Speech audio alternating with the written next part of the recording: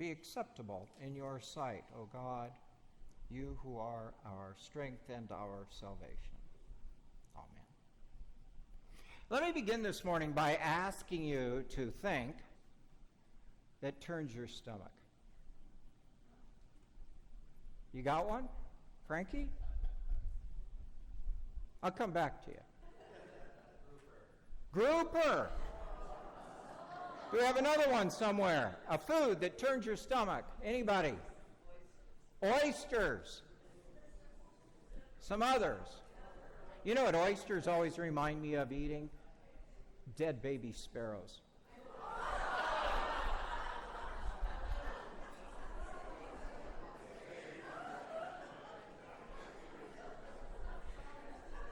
I don't like them either. Some others. What? Okra. Yeah. Some others. Pickles. Okay, pickles. Another one. Liver. That's always a biggie. Some others. What? Oh, gizzards. Yeah. You don't like gizzard in your soup? Okay. Well, there are some that, when we think about them, literally, they turn our stomach. They not only upset us, they're just like, oh, how can I eat that? I was thinking about things around the world that are a little different that might do that, like haggis. Anybody who's been to Scotland has had the opportunity to eat sheep's liver lungs inside their stomach. Or cash, which in Turkey is stewed cow's feet with a head and the eyes still looking at you. South Africa, mopane worms, which are at least smoked, right? But before we think, well, those are other cultures, they're not as sophisticated as us, I want you to think about escargot. Chitlins. Anybody eating chitlins? Anybody know what chitlins are? Yeah. Grits? Where I come from, Rocky Mountain oysters. And everybody's favorite, Spam. We all love Spam, don't we? For me, without a doubt, the one thing that turns my stomach, literally, you'll never guess what it is, bananas. Yeah, you'll never guess. Who knows why, but bananas, the taste of bananas, the texture of bananas, even the smell of bananas will make me gag. And when a small child, like a granddaughter, decides to squeeze one, I have to leave the room. Yeah, I kid you not. There's just something about them, and I have no idea why. So what does this have to do with anything? Well, this has to do a lot with what we're talking about today, because if I mentioned or you thought of anything, any kind of food or image that repulsed you, that might just really turn you off, then you can begin to understand how the crowd must have felt when Jesus turned to them and said, "You must eat my flesh and drink my blood." Eat my flesh and drink my blood. Jews were especially concerned about blood. Blood is always and was always an issue within the law for them. If you touched blood or were exposed to it, you became not only physically unclean, which you might be able to understand, but spiritually unclean as well. The laws state that a woman, after having a baby, is prohibited from coming to the temple or to worship for X number of days because of blood. A woman at the end of the month is prohibited for 1 week from coming to worship for the same reason. We're all familiar with the story of the Good Samaritan, right? The man walking from Jericho to Jerusalem. He's beaten and robbed and thrown at the side of the road, and the priest and the Levite walk by him. But the Samaritan, the one who is non-Jewish and terms of their experience and interpretation. He stops and helps, and we always criticize the Levite and the priest, but they can't stop, especially if they're headed to the temple, because if they stop and assist the man on the side of the road, they will be prohibited. They will be unclean. It's an interesting story. If you want to read a fascinating book, it's called 1 Year Living the Bible, and it was written by a rabbi a few years ago who, for 1 year, was going to keep every law in the Old Testament. He was going to keep them all and see if you could really do it. Well, his wife became so upset with him that at the end of the month, she sat on every chair in the house because that would prohibit him from sitting on any chair. So you begin to get an impression of how offensive and different Jesus saying, "You must eat my flesh and drink my blood," would have been. You can ask a lot of me, but that's just a little much. And it wasn't just then that people struggled with this. You know, the church has struggled with this for 2,000 years. Exactly what does this mean? Is this an act where we literally eat flesh and drink blood? And certainly within other traditions, the Catholic tradition, there is a belief, transubstantiation, that the elements actually change as the priest consecrates them. It was Martin Luther, as he was breaking away from the Catholic Church, that said that that's hocus pocus. And hocus pocus are the Latin words in the ritual where that is supposed to happen. He said it's magic. And in the first century, during real heated times of persecution of Christians, the rumors would fly around Rome that Christians secretly ate human flesh. So you see, this is not just a one-time struggle that we have with this. So what am I trying to say? Well, I'm trying to say that for some people, when we think, they don't really think about these things. They say, well, that's ridiculous, or that's absurd, or they toss it out and say that's foolish. But what I caught this week as I prepared the sermon and read this text is if you move beyond Jesus saying this to verse 61 and 66, it says that after he said this, many of his followers left and went away. It was too much. They couldn't handle it. They couldn't hear something out of their comfort zone. And it says they ceased to follow Jesus. And this is really where my message, where my spirit, and eventually the outcome being the message, was led. Because Jesus sometimes said difficult and hard things. You know, we like Jesus when he says, "Come unto me, all ye are heavy and burdened, and I will give you rest." But then we're not so happy when he says, "Are you able to pick up a cross and follow me?" We like Jesus when he comforts us. We don't listen quite as well when he discomforts us. You see, Jesus said some hard things that people didn't want to hear. They left his company. They rejected his message. They said he was in cahoots with the devil, just another sinner, false prophet. And when he continued on, they silenced him in crucifixion. But no matter what, Jesus said these things anyway. Because Jesus chose to serve God, not people. He sought the grace of the divine, not to please public opinion.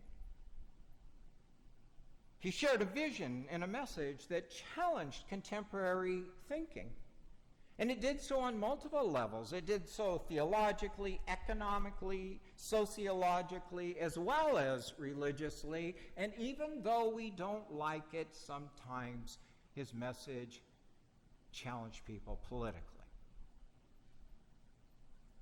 You know, when during the last week of his life, or in this case, the Gospel of John, in the first part of his ministry, Jesus goes to the temple and overturns the money changers, that's not just an act against the temple and the priesthood and all that. That is a confrontation of Rome. Why?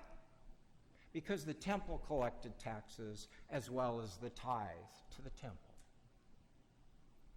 Both were going on at that time. The high priest was appointed by the governor, and so they were all tied very closely together. And when Jesus does this, it is no wonder that the response is, this man must die. Similarly, do you recall the story of the rich young ruler? That's one that we all read and we all hear, but everybody says, oh, nobody would do that. He too wanted to follow Jesus, and he possessed all the moral credentials necessary to back it up. But the response he received from Jesus was not the one he anticipated. He comes to him, Jesus says, give it all away, then come follow me. And the text says the young man went away. He turned and went away. It was too hard. And the interesting thing is not that part of the text. For me, the interesting element of that story is that as the young man went away, Jesus let him go. Didn't chase after him, didn't soften his words, because he knew it was a choice the young man had to make. He knew it was a choice we all must make. Otherwise, what we live for is coercion, not faith, manipulation, not understanding, and indoctrination rather than self-determination.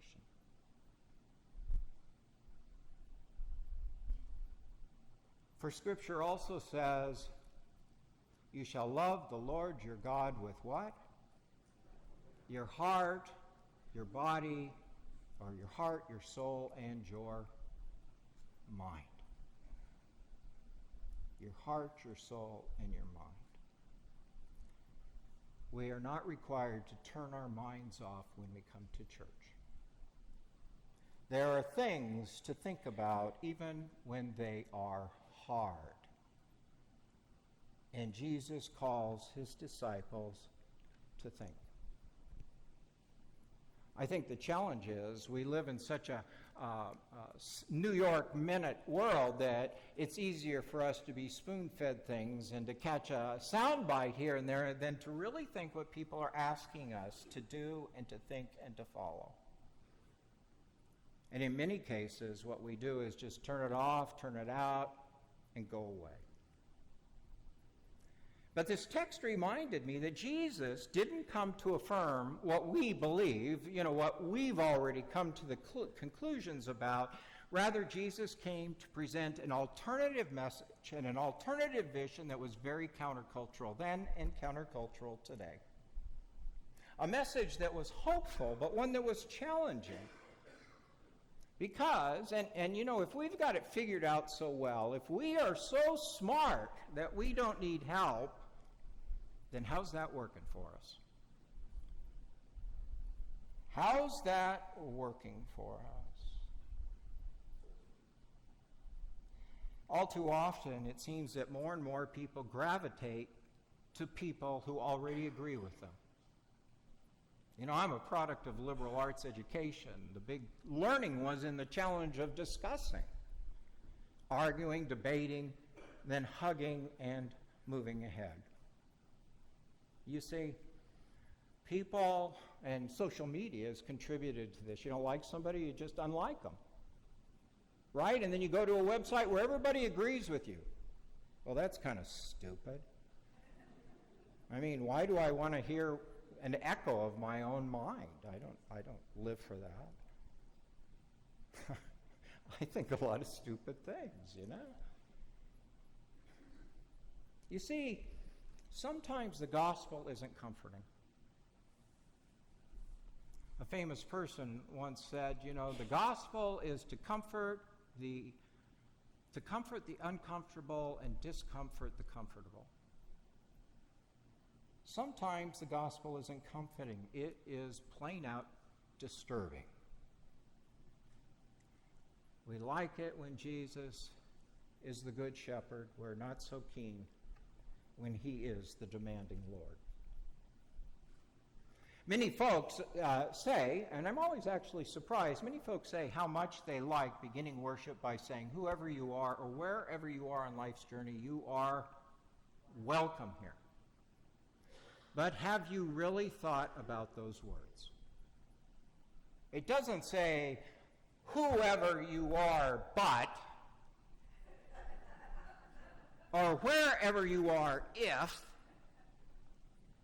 No, it's far more inclusive and open and welcoming than that. We're the ones who put in the buts and the ifs and so forth.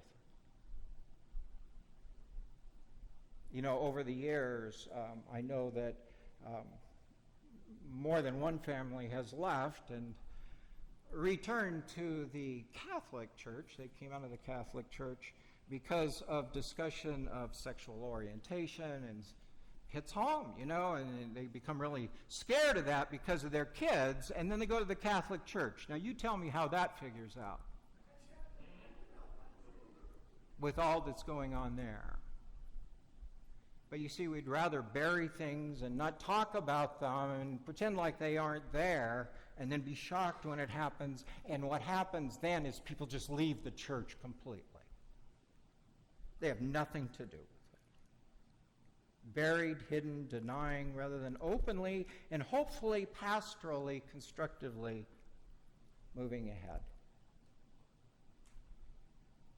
The church is the only place in society, I want you to think about this. The church, and it should be, although even now it's becoming less and less with this division, this divisiveness we have. But the church is supposed to be the one place, once a week, where people of all political persuasions, all kinds of backgrounds and educations and geographic locations come together to hear things that speak to them and for them and challenge them and comfort them. One place. The only place. And if it can't happen here, then you tell me where it can. The prophets of Israel challenged the kings of their time. The Apostle Paul had confrontational words for the nation of Rome, and Jesus called to account the temple, who was in league with the Romans, but they didn't want to hear it. We all know the adage, you shall know the truth, and the truth shall set you free. But the truth is, the truth can sometimes hurt. The truth can be hard. Especially when the truth we are hearing is not the truth that we think or want to accept. Jesus said, eat this bread, drink this wine, this is my flesh, this is my body. He says, ingest, take in and live who I am. It's hard to hear, it's hard to do, and some people turned away. I pray that we are not among them.